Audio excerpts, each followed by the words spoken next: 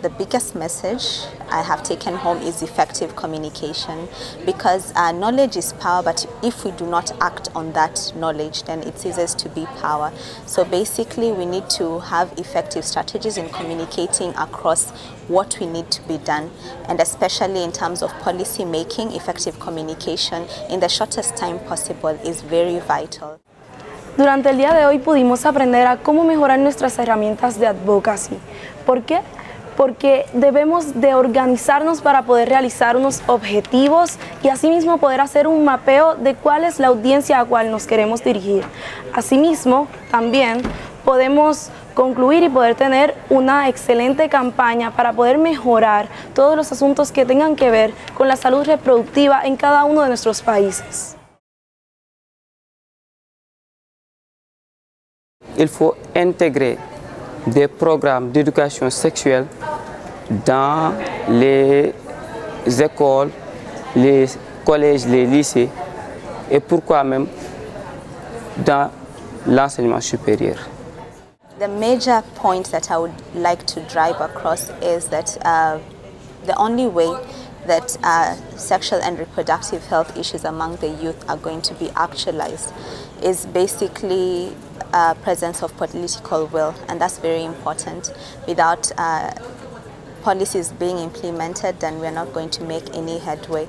Si el ministro de Salud lo viera en estos momentos dados, le diría que es importante que las mujeres nos podamos empoderar de nuestra salud reproductiva y poder escoger, que tengamos todas las opciones para decidir cómo planificar nuestra familia, cuándo y por qué.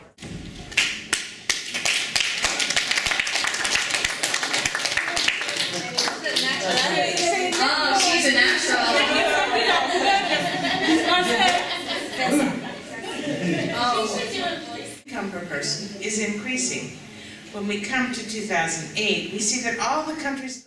Today's session was really useful because it really fits in with what we do. We actually work a lot with the government officials and politicians, helping them use information and evidence in their routine work. So this fits right in. We can actually use it as an advocacy tool right directly, and particularly so since PRB has made a Pakistan module anyway of the presentation. This is very, very visually apparent, the effects of what happens when you start paying attention to family planning, start putting resources in, and this will actually help us to advocate for those resources. So it's great.